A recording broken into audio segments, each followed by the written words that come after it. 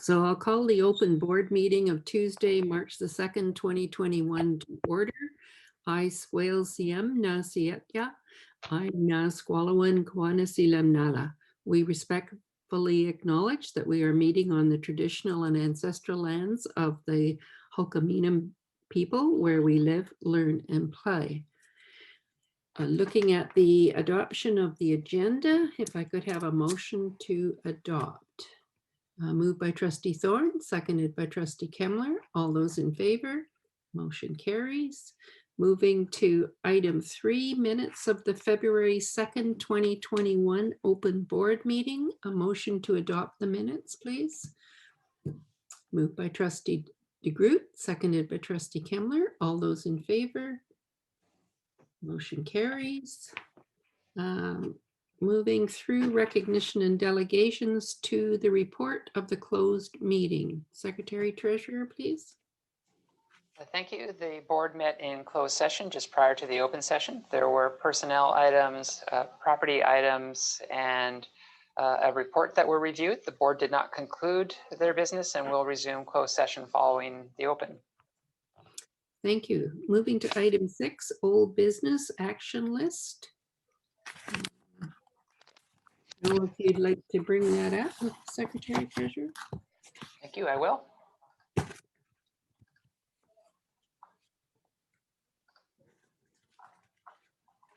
Sorry. Just getting the link. There it is.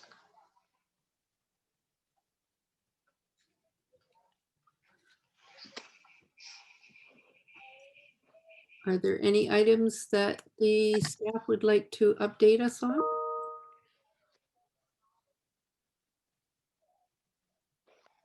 Are there any questions from trustees? Okay, thank you. Moving on, item 7, chair of the board.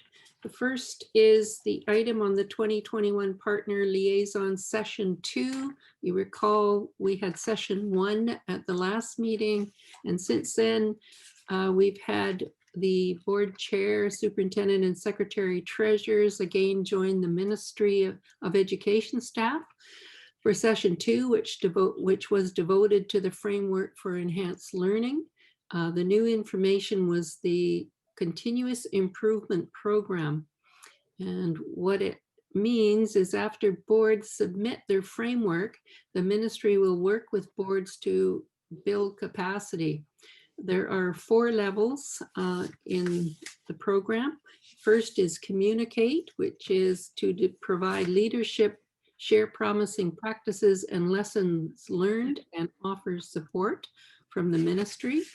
The second level is facilitate, and that is described as to use new and existing structures, such as a continuous improvement review program, and establish expert peer-based teams to facilitate capacity building at the local and provincial levels. The third level is cooperate, and at one point it was described that approximately a third of the school districts would be in this level. And it's described as to assist and support school districts in addressing challenges arising from a continuous improvement review program or other means, and may involve completing in-depth reviews, action planning, providing training and professional learning opportunities, etc. And the fourth level is called direct, and it is under the School Act, and it is a response by the minister who may issue administrative directives if a board is failing to meet its obligations under the School Act, or if it is in the public interest to do so. And it says in certain circumstances, it also allows the minister to appoint official trustees, special advisors, or advisory teams. So it is certainly a complete development of a new process, and the policy, order, and procedures are all on the Ministry of Education website if you'd like to review them. The second, any questions about that? Okay, the second item I have on is related to several of our connections. The first is BCSDA, and we've had one chairs meeting with Minister Whiteside and Doctors Gustafson and McGee from the Provincial Health Office. And they provided us an update of the new health and safety protocols. With VISTA, the branch chairs have met monthly to share information. The next meeting for VISTA is during the AGM, and elections will be held for all executive positions. And if you are interested, let Eve Flynn know. And the other piece of information is around the AGM and how important it is to take the training session of how to vote and make amendments and re-vote and so on. It's not as straightforward as it used to be. And the third item connected there is a branch chairs collaborative. So the 8 BCSDA branch chairs have formed a collaborative and are currently sharing branch information and working on strategic plans for each of the branches. Any questions on any of that? Okay, Cowichan Leadership Group continues to meet. The current focus has been on anti-racism, support for Cowichan tribes, and homelessness. Any questions on that one? Okay. The next item is COVID Transition Committee update. We too continue to meet, and we review the school exposures, health and safety protocols, anything that's connected. Our current focus, as you know, is on identifying operational and educational changes made during COVID and recommending those for consideration that have been very positive to the board during budget time. And the last item I have here is for board action, and we've called it Honoring Our Students, an Indigenous Culture event. And this event comes from a conversation that Trustee Thorne and I have had, and I'll pass to him. Yeah, thank you for that. You know, one of the things that have bothered me has been the mental health of our students in all schools, all ages. Some of the things that concern me is the amount of depression they feel from being locked up. We've had some that were talking about suicide because they just feel like there's no life to their room. And what I'm kind of thinking about was having a Zoom night where we could now and then bring in some people to just basically sing, just to take some of the stress and let the kids know that we still value them, we still need them, and that they're important.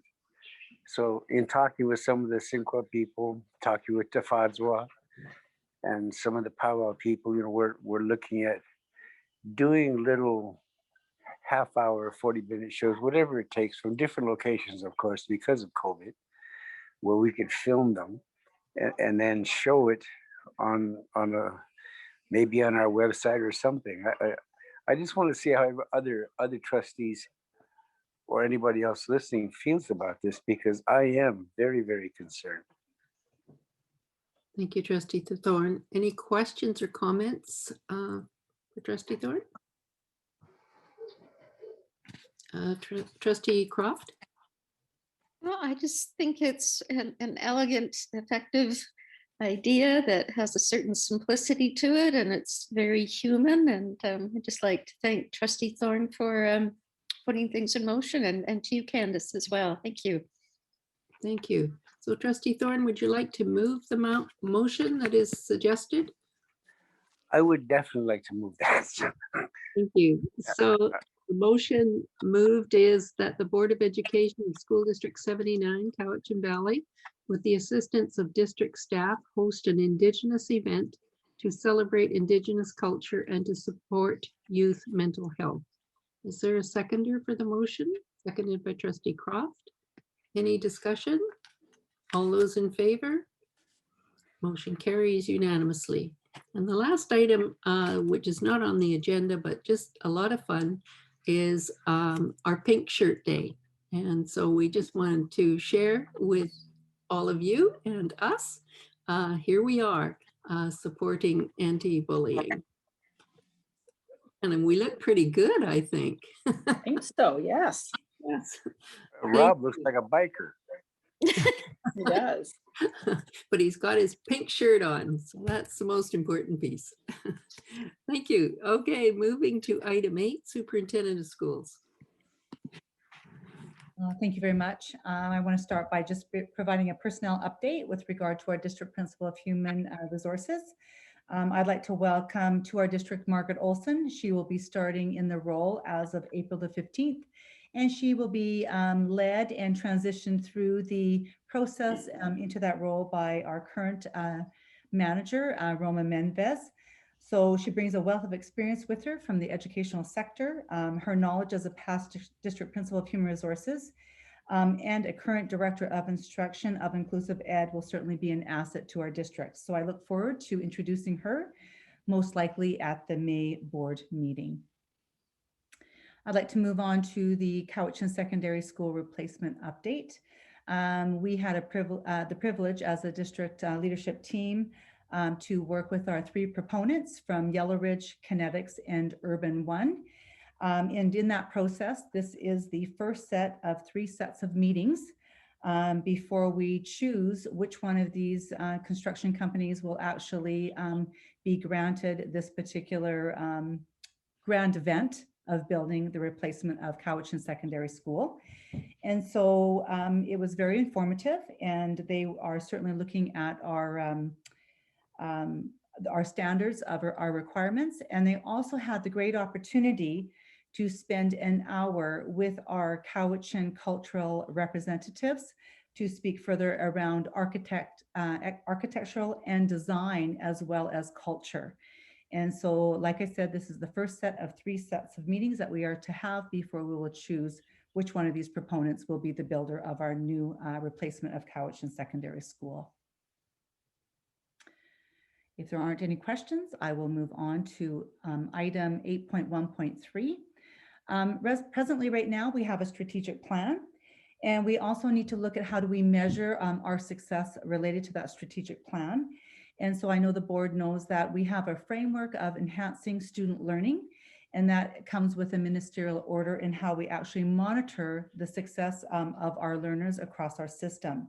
And so in our package, and I don't know, Secretary Treasurer, if you need to show it, but in our package right now, the board will have to write a report to the ministry by September 2021 to showcase what we are doing with regard to our strategic plan and how well our students are learning. The report will also have to break out how well our students of Indigenous ancestry are doing on and off reserve, as well as children in care.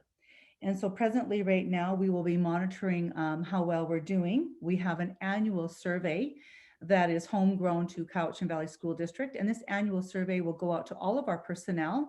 It's a bit of an engagement process, and it's a process where we can hear from our employees around how well we're learning as adults with regard to our plan, because there's a lot of learning for all of us in that plan. But also it is with regard to our student data set. And so you'll see in our package around how we're going to monitor the learning of our students, and how we've created a baseline of data that we will be looking at year to year to monitor how well our students are doing. And so we'll be looking forward to bringing forward, I believe next month, around our operational plans for the board to look at as well. If there's no questions, I will move on. No Okay. questions. Okay. I will move on to 8.1.4, and this is an update on climate action, and it's specific to our emissions reductions. This is the one I would ask our Secretary Treasurer to bring up. And so this is a report for the board with regard to how well we're doing. And so if you recall, last year, we actually moved forward around climate action. And so the operations staff, they've been tasked with integrating the previously supported initiatives listed below, 7 of them, within the strategic priorities. So I won't comment on that, but what I want to comment on would be the discussion. And so you can see right there in the discussion that the plan inherently embraces a climate sensitive way of thinking that will allow us to grow overall as a district. And so the strategic plan will guide the decision-making, climate action that becomes a natural outcome of the process. And you can see that we have specifically targeted greenhouse gas emissions.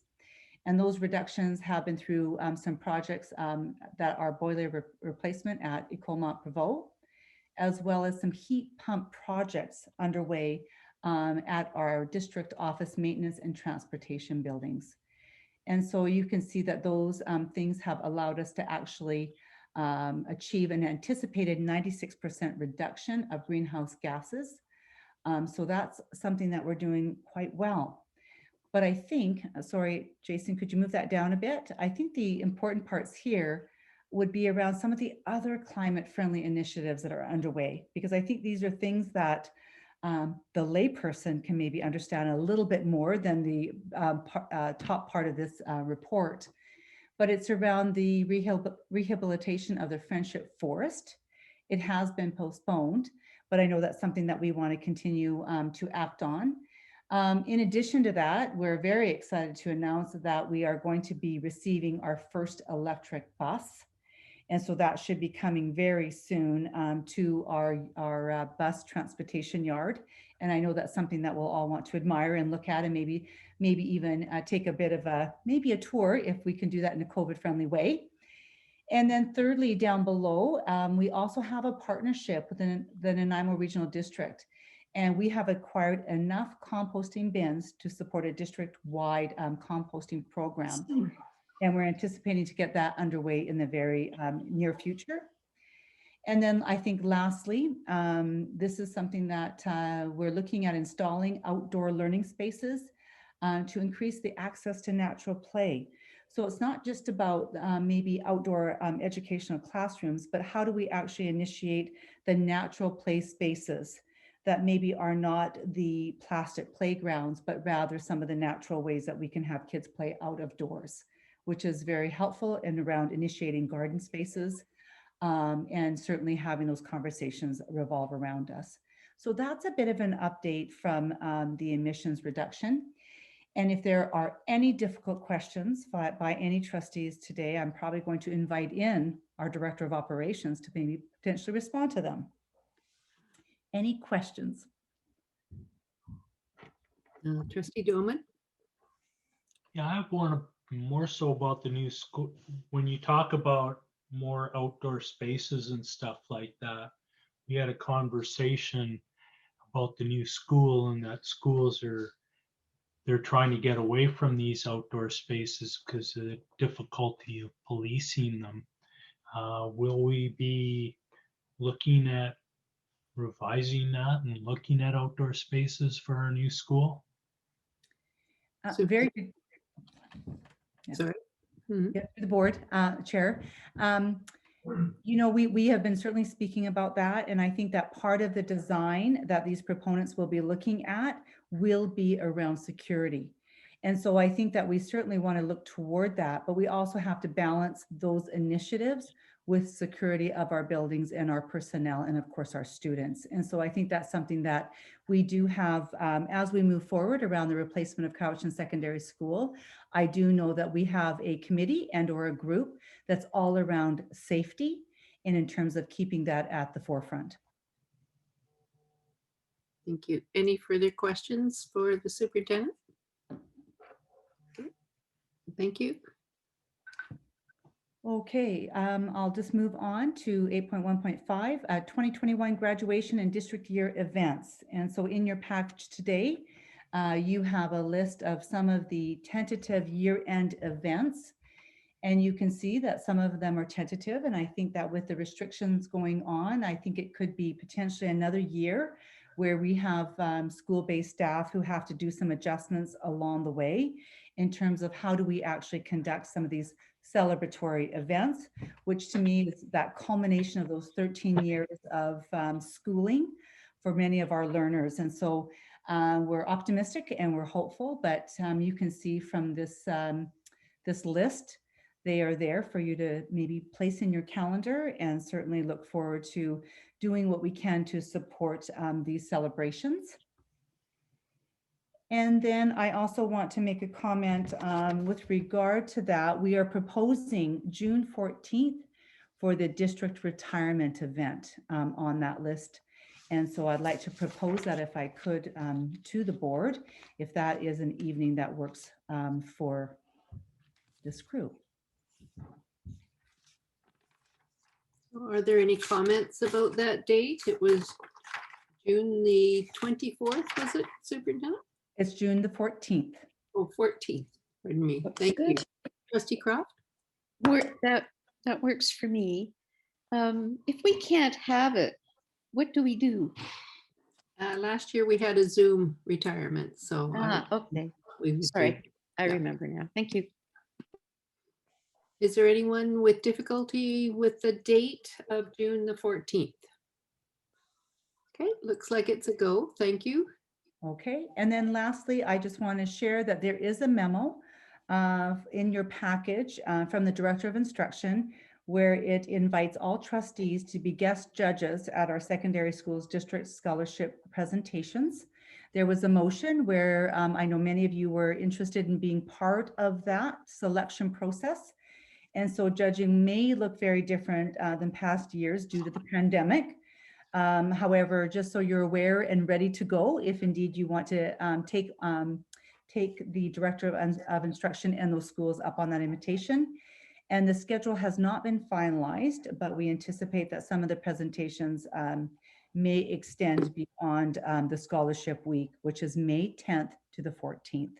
So please take note of that invitation in your package. Thank you. And who would trustees respond to then? Trustee Kimler? I would love to. Yeah, it would be good. Thank you. So if a trustee is interested, to whom are you asking the trustee to book with? They can respond, I think on the letter, it says to Barb Cunna, but of course we have Claire Spencer here. She can always certainly provide that transition to that interest to Barb if needed, because I think that Claire Spencer, our executive assistant, is certainly more readily available at times for you. So feel free to connect with her as well. Okay, thank you. Okay, and I'd like to move on to the superintendent's update. And very shortly, I know we have a little bit of a slideshow. So Claire, I'm not quite ready for that, but I do want to just go through that. So thank you, Secretary Treasurer. Just want to provide a COVID-19 update that in the last week, we did have a couple of exposures, one at Chemainus Elementary and one at Drinkwater. And I just really want to acknowledge the school-based staff, the teachers and the parents and the students who may be impacted by those situations. And I think that for some of us who maybe haven't been up close and personal to that situation, that, you know, we do understand how challenging it is for everyone. So I just want to acknowledge their work around that and those communities.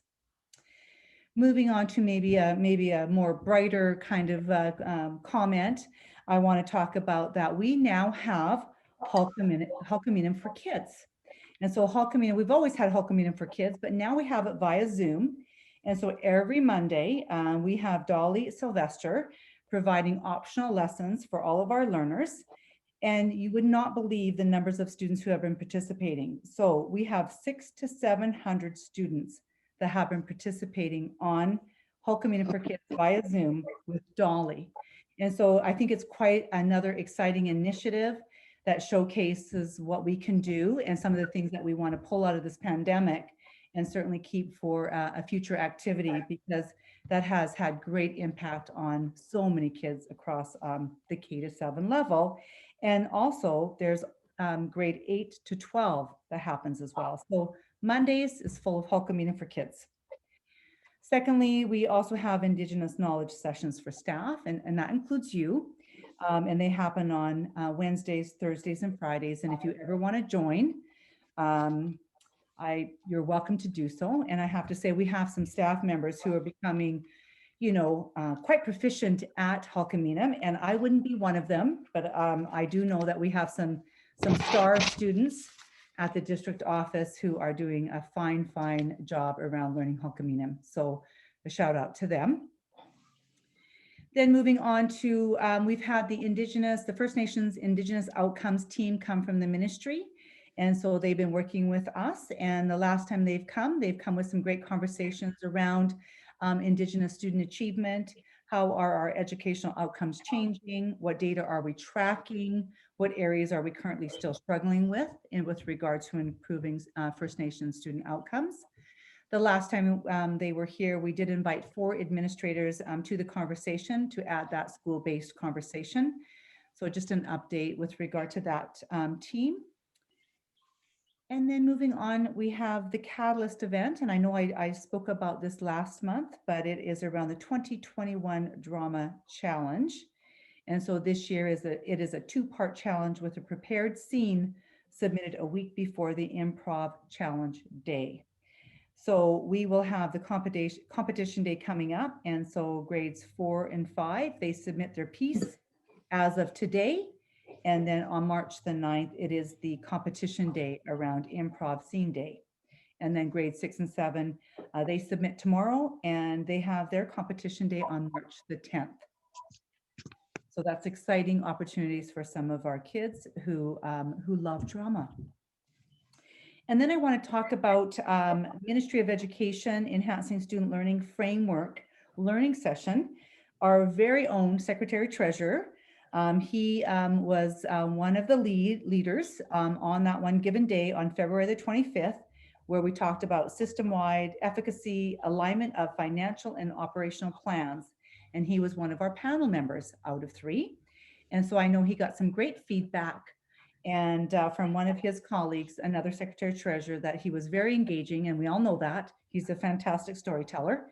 And so, you know, I don't know how many people could make alignment of financial and operational plans as exciting as our very own Jason.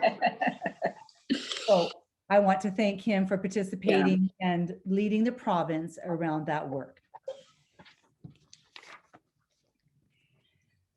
Moving on, I just want to share that we have our Ignite Sounds Bite, and I know I participated in one of those events on February the 11th, and we have another event coming up on May the 13th.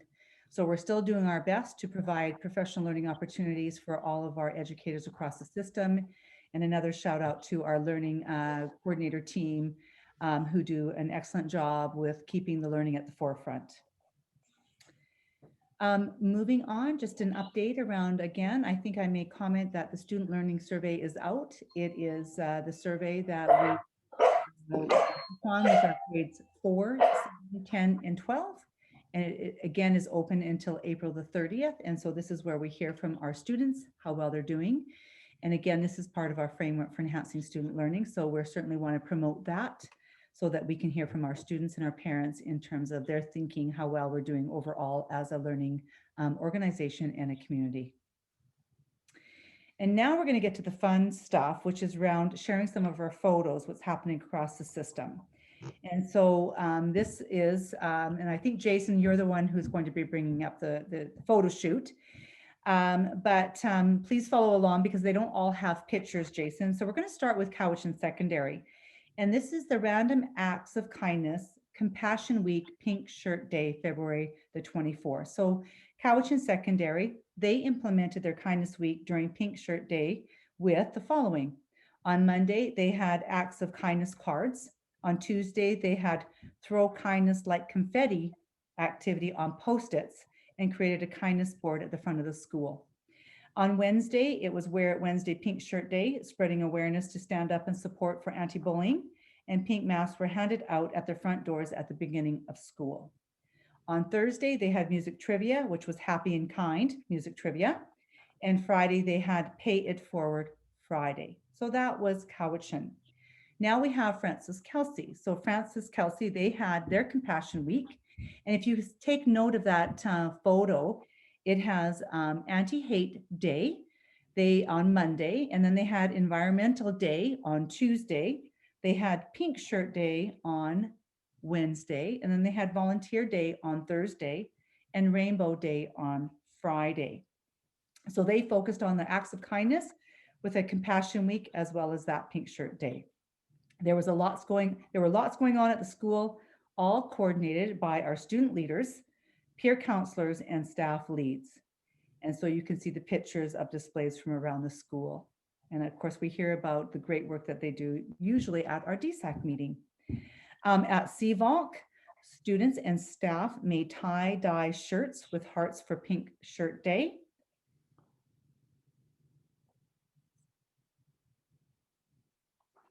Awesome, thank you very much. And then at at Townsend, some of their students participated in a kindness project and sent Valentine's cards to a local senior's home. Another class, I took real note of this one. Another class had the kindness elf.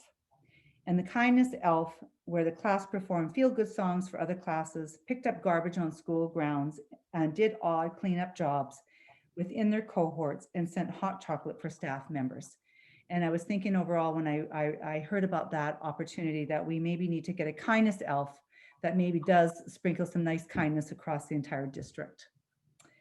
And then at Alexander and Coheman, they traded their February Culture and Language Bulletin Board with each other, and they are creating a great partnership with another school, and they're hoping to plan some other events together in the future. So this is our Alexander and our Coheman partnership. At Ecole Cobble Hill, they held a food and supplies drive for Cowichan tribes, with the collected items being delivered on February the 9th. And then moving on, at George Bonner School Elementary, we had kids getting to know nature. And so Mrs. Swift's grade 3 and 4 class were able to spend time at the Cobble Hill Sanderson's Royd Conservation Property, managed by the Nature Trust of British Columbia. And they had a wonderful time exploring and developing questions about nature. And the students created questions relating to things they saw on their visit and sent them in a video to Nature Trust. And at Nature Trust, they also made a video response for the students in return. And then moving on to Mill Bay Nature School, they were gifted a song. One of the positive things to come out of the school COVID procedures is new staff connections. And so at Mill Bay Nature School, that meant the introduction of Louis Sylvester to the school community. And as soon as Louis came into the school, the students fell in love. Always warm and caring and a great example for their students. Louis' exceptional ways helped the community come together. And now almost a year on, Louis has helped even more. And a while ago, Louis gifted the school community their own song. So some other exciting work happening. And then moving back to Coheman, they had the Hope and Health or soccer. And so usually when you think of soccer, you don't think of being a giraffe, a tree, or a scorpion, but that's what exactly the students of Coheman Elementary were part of and were asked to do during their last visit from Hope and Health. Hope and Health, they have been working closely with students across the grade spectrum at the school in fostering their inner champions. Their program works to maximize the power of sport to engage, educate, and empower Indigenous children and youth. The coaches and program were with the school for 4 weeks. While the program had to be adapted to the new realities of COVID, as you can see, they're far apart. It hasn't changed their focus on physical literacy, sport for social impact, cultural health, and a holistic model of coaching. And then lastly, Francis Kelsey, they have what's called the TASK program and the Courtyard Carving House. And you can see that there's photos of the trades, awareness, skills, and knowledge, which is TASK, the dual credit program at Francis Kelsey. And in addition to that, they have a student project developed with their Indigenous support worker, Warren Mearns. So now what they're doing is they're calling their house the Courtyard Carving House. So I think that we can take note of that and think about the things that we can do in the future with regard to those wonderful things that the schools are doing. And then I just have a couple of things with regard to the work that I've been up to.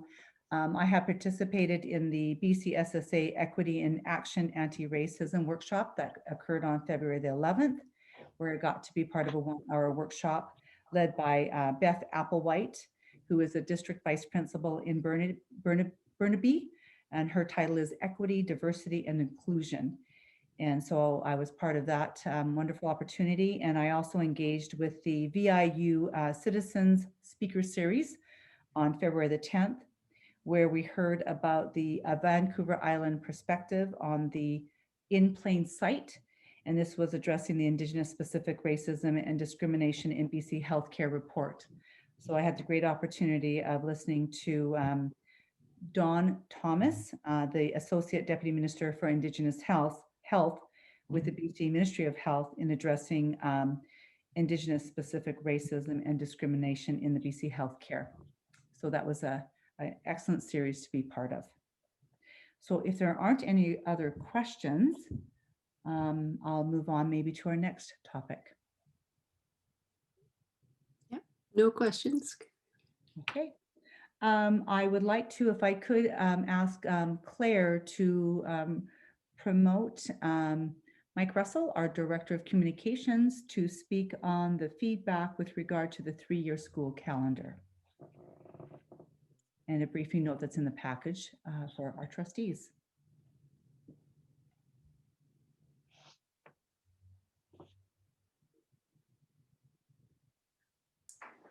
Good evening, trustees. Welcome. Hi. Claire, just wanted to confirm, are you going to bring this up or would you like me to bring this up on the screen?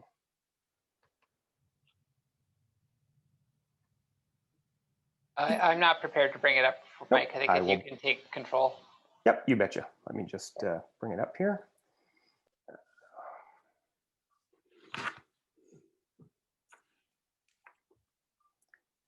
All right. There we are. All right, everybody see the briefing note there? Excellent, thank you. So today I just want to bring you up to speed on the calendar survey and our community engagement that we've done for the 3-year district calendars, starting from 2021, bringing us to 2024. So as you know, our district is coming to the end of the 3-year calendar run that we've had for the previous 3 school years. And with doing that, we need to go out to the public to ask about the formation of our next 3-year or the next 3 years of our school calendars.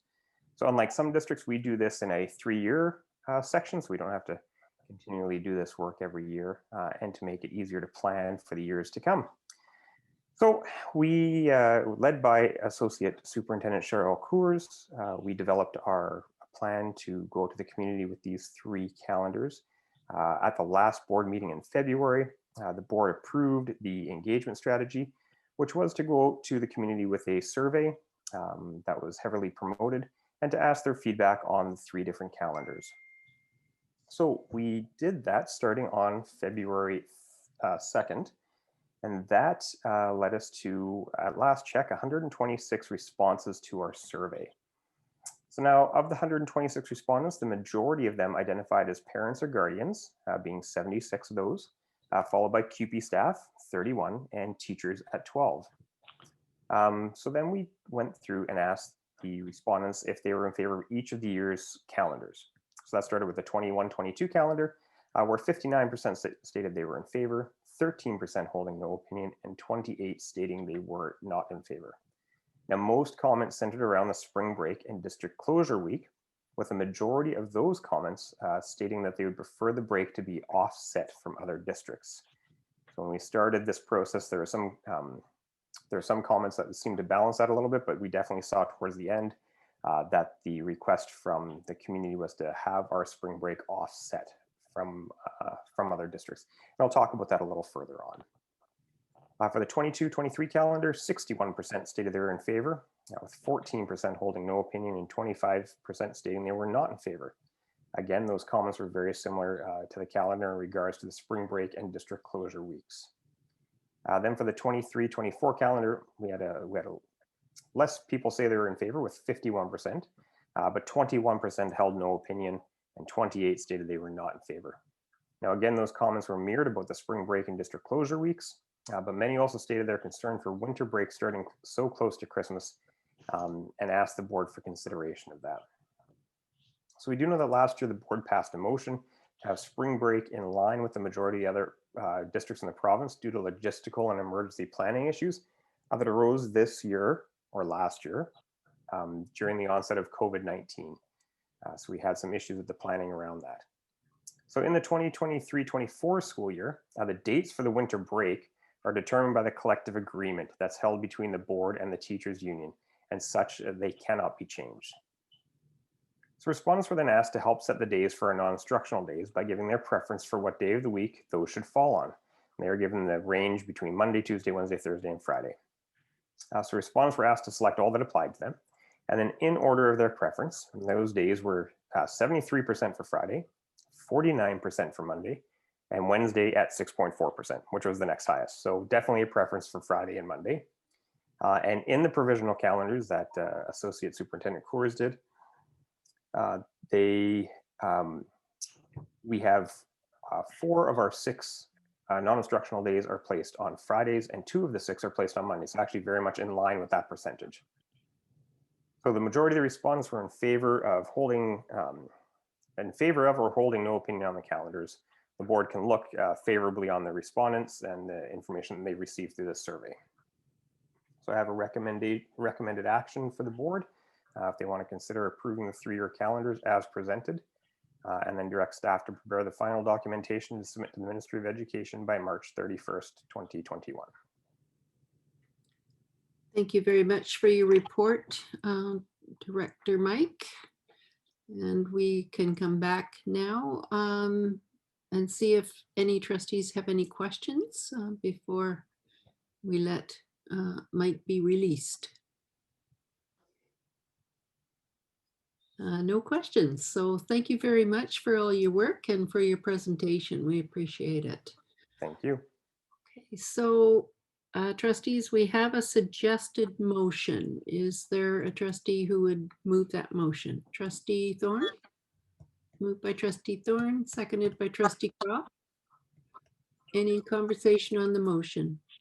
Trustee Kemmler? I was wondering, in light of the letter we received from one of our partner groups, CUPE, have we investigated the cost, or if it could be done, or how it could be done, to have CUPE work to make up some of that time that they're losing during that week? Secretary Treasurer, have we looked at that cost? We haven't updated it for this year. I think that could be discussed during budget. It wouldn't be necessarily part of the calendar. If I understand the CUPE requested stability to work time that can then be utilized at that time. So that would be more of a budget consideration into that process, which is coming up very shortly. Yes, thank you. Any further debate on the motion? All those in favor? Motion carries. Moving, thank you for your reports, Superintendent. Moving to Secretary Treasurer. Thank you. I have 2 action items for the board's consideration this evening. The first is to bring forward the budget guiding principles, which were reviewed at the last Board Education and Business Committee. So I'm just going to share the screen. I have those ready to go.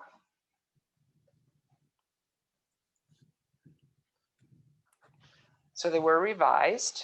We had some duplicate language proposed, and we also had a guiding principle that was related to growth. And as we've seen in our enrollment projections, we don't think that next year will be a year of increased enrollment, so we've removed that. So these budget guiding principles ensure that the budget aligns to the strategic plan, and that that the district also communicates how the district utilizes its financial resources and provides for a detailed and public monitoring of expenditures. So those principles are all listed down here below and are a good reminder for us to bring forward at the beginning of each of our budget sessions, as they should guide our discussions around the 2020-2021 budget. So I don't know that I need to read them all again. They're here for your review, other than to say we adjusted them as per instruction of the motion at the EBC. Thank you.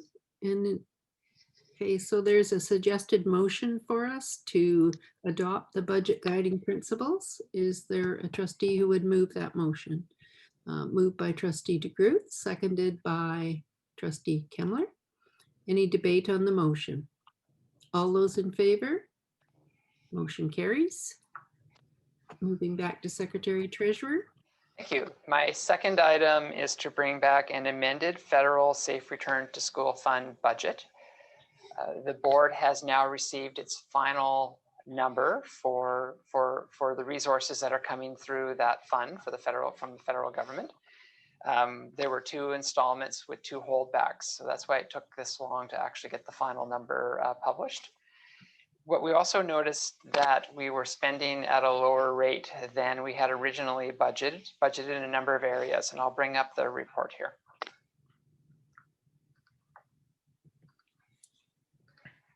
So what we noticed as we started to track the expenditures out of our federal funding was a lot of our contingency areas did not appear to be required. We expected that we would need about $400,000 in absenteeism costs, partially for COVID and partially for the teachers that have been hired within those programs. That so far hasn't been the case, which means that those funds become available. We also noticed that we were spending at a much lower rate in some other areas, such as the total actual cost for our custodial and our supplies, and that we had funded the noon hour supervisors time, which was very minor, out of the operating budget. So when we looked at the projection, it appeared that we were going to be coming in at about $800,000 under budget. So it needed to be revisited to spend all of those funds by the end of the year. In reviewing what to spend it on for the balance of the year, of course, it needs to be related to COVID and safe schools. We looked at a number of areas, some adding educational value immediately, and some which will add educational value in the long run as well. So one of the areas was technology.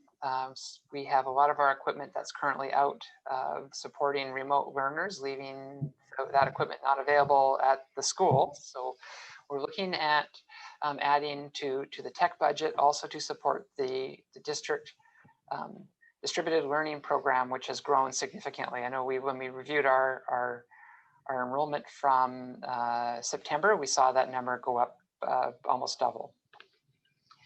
The other area is around literacy, recognizing the potential loss of learning with kids out of school, some kids needing to be reconnected. So a focus on some literacy supports, which you see there. Secondary credit recovery is the third area that we believe we want to focus on. And I don't know if I can get it all on here. And the final area being outdoor learning classrooms. You just saw a report on the climate action update, which talked about how outdoor learning classrooms are not only good for energy management and the environment, but they also are good for COVID in that kids learning outside are less likely to be in a transmitted situation. So we bring forward a new revised budgets. The original funding that we were expecting was just under 3.2 million, which you see there, 3,194,000. And what has been announced to date is 3,070,000. So we balanced the budget off of that amount and believe we can accomplish all of these projects. We will be surveying our schools around the outdoor learning classrooms to enhance that budget, to see that we can put some of those in before the end of June. So that is the revised plan that we would like the board to pass a motion to amend the budget for the federal safe return to school class federal safe return to class fund as presented. So are there any questions? Trustee DeGroot. Yeah. Okay, I've got to move the motion. Okay, moved by Trustee DeGroot, seconded by Trustee Hutchins. Any debate on the motion? All those in favor? Motion carries. Thank you. Thank you, Secretary Treasurer. Moving to item 10, committees and outside organizations. The first is the highlights of the February 11th, 2021 DSAC meeting. Is that Trustee Hutchins? No. No. That would be Trustee Kemlin. Yes, so I move that we accept the minutes of the DSAC meeting. Thank you. Moved by Trustee Kemler, seconded by Trustee Thorn. All those in favor? Motion carries. Moving to item B, highlights of the February 16th, 2021 Advisory Committee meeting. Trustee Croft. I'd like to move that the Board of Education receive the highlights of the February 16th, 2021 advisory meeting. Thank you. Moved by Trustee Croft, seconded by Trustee Thorne. All those in favor? Motion carries. Moving to item C, minutes of the February 23rd, 2021 BEBC meeting. And I believe Trustee Kemmler, you chaired that meeting. I would like to move that we recommend to the board move our minutes for the February 23rd BEBC meeting, please. Thank you. Moved by Trustee Kemmler, seconded by Trustee DeGroot. All those in favor? Motion carries. Moving to minutes of the January 20th, 2021 DPAC meeting. Trustee Thorne? You have to put on your mic. I'd like to move that we accept the minutes of the meeting for the DPAC group. Okay, we received the minutes. Thank you. Moved by Trustee Thorne, seconded by Trustee Croft. Was that your hand up? Yeah, good. All those in favor? Motion carries. Moving to highlights of the January 28th, 2021 Board Ad Hoc COVID Transition Committee. Trustee Kemmler. I'd like to move that we accept the minutes, the highlights from the COVID and minutes from the COVID meeting, please. Thank you. Moved by Trustee Kemmler, seconded by Trustee Spilsbury. I guess I was there. All those in favor? Motion carries.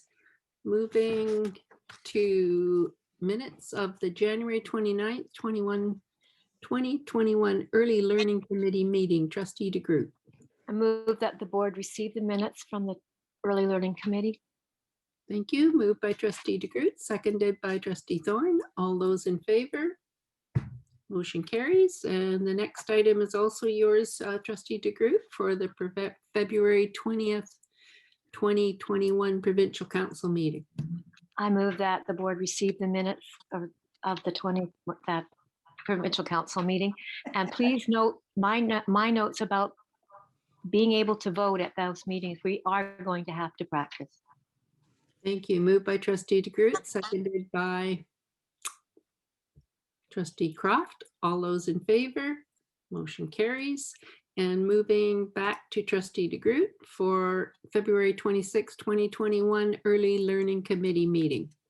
That the board receive our meeting minutes, please. Moved by Trustee DeGroot, seconded by Trustee Kemmler. All those in favor? Motion carries. Moving to item 11, upcoming meetings and events. The schedule, if you could pull that up, please, Secretary Treasurer.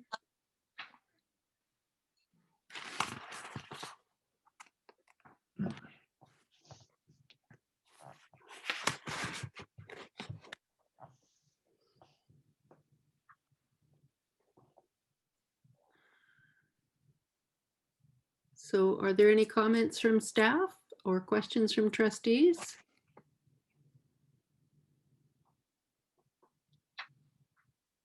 Okay, so moving back to the agenda under correspondence, and we have the letter from the municipality of North Cowichan on the official community plan update. Is there a motion to receive and file the letter? Moved by Trustee Thorne, seconded by Trustee DeGroot. All those in favor? Motion carries. No new business. Moving to question period. Are there any questions? I see our Secretary Treasurer has a question here. Oh, and an answer. He's already ahead of me. Okay, perfect. Any further questions from the audience? So I think we usually just wait for 15, 20 seconds to see if anybody puts anything into the chat or the question section. And currently nothing's here. So just pause for a moment and see if something comes up.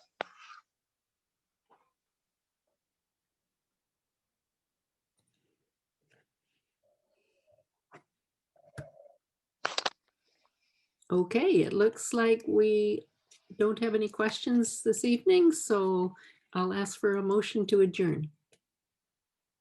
Moved by trustee Crofts, seconded by trustee Hutchins. All those in favor? Motion carries. Thank you, everyone, and I'll see you at closed meeting.